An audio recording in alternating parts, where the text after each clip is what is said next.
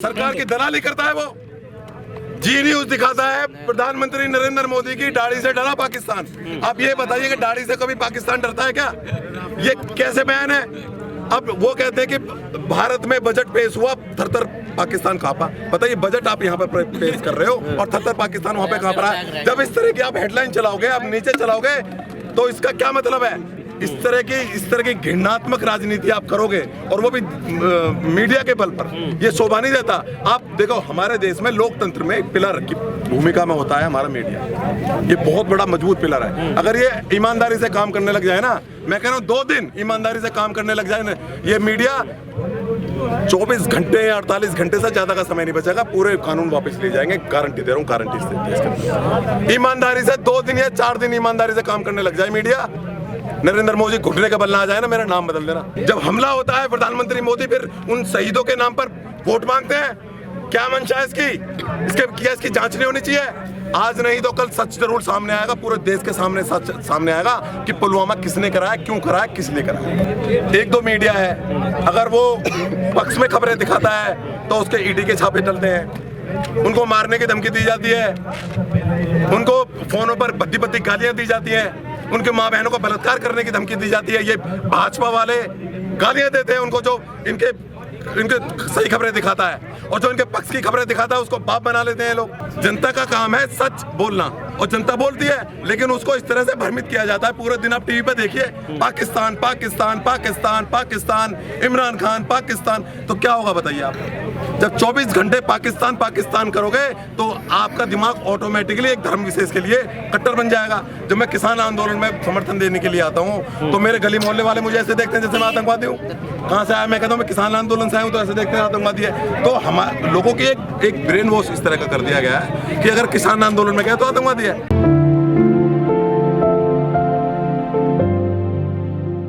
Sir, किसको लगता है? मुझे बता दीजिए, यही बता दें इनका कानून। नोटबंदी पे यही आगे खुलकर आ जाए। नोटबंदी पर जेपीसी क्यों नहीं बुलाई इन्होंने संसद में? अगर नोटबंदी इतनी अच्छी थी, इतनी सुबल थी, तो नरेंद्र मोदी ने क्यों नहीं बैन दिया? जीएसटी पर क्यों नहीं बता गया? आज जीएसटी पर 3 सालों के लिए आप राज्यों का जीएसटी कलेक्शन वापस नहीं कर रहे, आपने उसको वापस ले लिया। आपने रिजर्व बैंक का जो फंड था, जो उसकी पैसा था, वो तक निकलवा लिया आपने देश को गड्ढे में पहुंचा दिया, जीडीपी पूरी तरह से नष्ट कर दिया आपने फायदा किस में करा? देखिए, इस देश में जब भी गलत होगा, आप गलत कानून लेकर आओगे, विरोध करना कौन सा गुनाह है बताइए आप कानून ऐसे ला रहे हो, देश को बर्बाद करने के कानून ला रहे हो आपको पता है अमेरिका में ट्रम्प की सरकार थी, दुनिया ने माना वो तानाशाही था, और उसने जाते जाते साबित भी कर दिया कि वो तानाशाह था। उसकी सरकार क्यों गई? क्योंकि वहां पर मीडिया बहुत ज्यादा पावरफुल है। अरे सर जी, देश हित में दिखा दिया ना, मैंने बता दिया ना। पुलवामा में हमला हुआ हमारा, कितने सवाल कर, आज उसकी जांच नहीं हो रही। 2 साल हो गए, 2 बरसी होगी, दूसरी बरसी है आज मुझे बड़ा दुख के साथ बोलना पड़ रहा है कि आज ही के दिन हमारे पुलवामा में हमारे शहीद हुए थे, हमारे 42 जवान। और उस पुलवामा हमले की जानकारी किसको थी? उस हमले की इन्वेस्टिगेशन क्यों नहीं कर रही एनआईए? इस पूरे हमले की जांच क्यों नहीं कर रही? क्या हमले की इतना बड़ा हमला हुआ था, देश में सबसे बड़ा हमला हुआ, क्या इसकी जांच नहीं होनी चाहिए? क्यों नहीं हो रही इसकी जांच? आप देखिए, भाजपा का झंडा उठाने वाला वही भारतीय है क्या? हम सब भारतीय नहीं है क्या? नहीं, सब भारतीय है। इस देश का हर नागरिक भारतीय है। कि भाजपा को वोट देने वाला हिंदू, भाजपा को वोट देने वाला नागरिक है इस देश का क्या? और सब पाकिस्तान से आए हुए हैं क्या? इस देश में सारे भ्रष्टों के सारे देशद्रोही है। इस तरह का नकारात्मक एक माहौल बनाया गया। जब 2014 में सरकार आई तो उस टाइम एक नकारात्मक माहौल पूरे देश के अंदर बनाया गया। फिर एक धर्म जात के धर्म विशेष के लोगों को टारगेट किया गया, पाकिस्तान से उनकी तुलना की गई और उनको टारगेट करके उन पर हमले हुए, उनको क्रिटिसाइज किया गया। इस तरह का बीज, एक नफरत की खेती देश में बोई गई।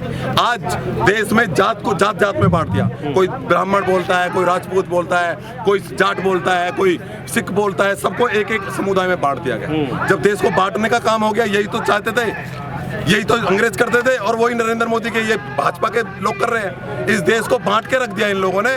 जब देश बढ़ जाएगा तो कोई भी देश में लोकतांत्रिक आंदोलन खड़ा नहीं हो सकता। जनता के भी तो हाथ में है ना, समझदार है जनता। सर, जनता की आवाज है मीडिया। जनता क्या करे? हर घर पे आके थाली बजाए क्या? समझ रहे हो आप? तो ये मेंटलिटी एक दिन में नहीं बनी, ना 1 साल में बनी, इसको कई सालों से बनता हुआ है। महात्मा गांधी को आज गाली नहीं दे रहे लोग, जब से इस देश में जन्म लिया है आरएसएस ने, जब से ये नरेंद्र मोदी के लोग और ये भाजपा के के लोग महात्मा गांधी को गाली देते हैं। मेरे दोस्त ने एक महात्मा गांधी को गाली दी। मैंने उससे पूछा कि भाई आप महात्मा गांधी को क्यों गाली दे रहे हो? कि भाई ये था ही ऐसा, उसको गाली दी। मैंने कहा तूने पढ़ा महात्मा गांधी के बारे में? कह रहा नहीं। मैंने कहा तुझे किसने बताया? कह रहा मेरे दादा कहते थे, उसके दादा कहते थे, उसके दादा कहते थे। किसी ने महात्मा गांधी को पढ़ा नहीं है। अगर जो महात्मा गांधी को पढ़ लेगा वो कभी महात्मा गांधी को गाली नहीं देगा।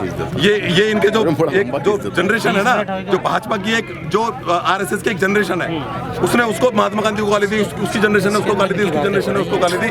तो ये जिंदगी भर गाली देते रहेंगे। लेकिन सरकार जो अब तक की कांग्रेस की सरकार रही थी, उसका भी कहीं ना कहीं दोष रहा है कि उसने ऐसा कानून नहीं बना पाए कि संवैधानिक संस्थाओं पर आज कब्जा कर लिया गया। आज इलेक्शन कमीशन पर कब्जा है, ईडी पर कब्जा है, आज सीबीआई पर कब्जा है, एनआईए पर कब्जा है, सुप्रीम कोर्ट पर कब्जा है, सब पर कब्जा कर लिया। वो ऐसा कानून नहीं बना पाई जैसे अमेरिका में कानून है कि वहाँ की संवैधानिक संस्थाओं के साथ कोई छेड़छाड़ नहीं कर सकता। हमारे देश में सारी संस्थाओं पर एक पार्टी भाजपा और नरेंद्र मोदी का कब्जा। देखिए सर, उनकी मजबूरी है। मीडिया का धड़ा है जो सच्चाई को सपोर्ट करता है, सच्चाई को दिखाना चाहता है। लेकिन किसी भी एक मीडिया ने अगर खबरें दिखानी शुरू की और किसानों के पक्ष में खबर दिखाने चालू की तो उसके घर पे हमला हो जाएगा, उस पर ईडी की जांच हो जाएगी, उसको देशद्रोही आतंकवादी कह दिया जाएगा। इस तरह का एक माहौल बना दिया जनाब। कैसे सुधरेगी स्थिति? देखो, स्थिति सुधरेगी। लोग जितने भी देश के लोग हैं वो समझे इस चीज को कि 2014 से लेकर 2020 तक जो नरेंद्र मोदी ने बोला, क्या वो जमीन पर आया?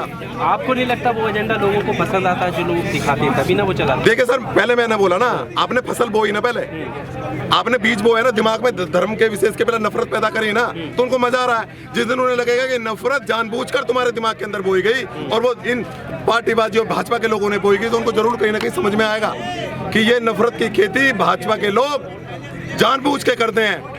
जब ये बिना पाकिस्तान के, बिना मुसलमान के एक शब्द बोल के दिखा दे भाजपा वाले, एक बयान बोल के दिखा दे, इनको हर चीज में मुसलमान पाकिस्तान देखना है। अब इन्होंने सिखों को आतंकवादी कहना चालू कर दिया है, खालिस्तान कहना चालू कर दिया है। क्यों? क्योंकि जो विरोध करेगा जनाब, मैं उन जितने भी भाजपा के लोग हैं, अपने पड़ोस के लोगों जो भाजपा को सपोर्ट करते हैं ना, उनसे ही पूछ के देख लीजिए एक बार, उनसे बोलना एक बार कि नरेंद्र मोदी ने गलत किया। अगर तुम्हारी बहन को, तुम्हारी माँ को टारगेट करने लग जाए ना, मेरा नाम बदल दो। ऐसा क्यों बोल रहे हैं? बिल्कुल, ये हर उस व्यक्ति को टारगेट करेंगे जो इन पर सवाल खड़ा करेगा। भाजपा के लोग भाजपा में खुद जाकर अपने कुछ विरोध करके पता कर ले, विरोध करें एक बार नरेंद्र मोदी का एग्जाम्पल के तौर पर, और ना उनको शाम तक उनकी फेसबुक, उनकी ट्विटर पर और उनके फोन पर माँ पद्दी गालियां देकर उन्हें ना नवाजा जाए, तो मेरा नाम बदल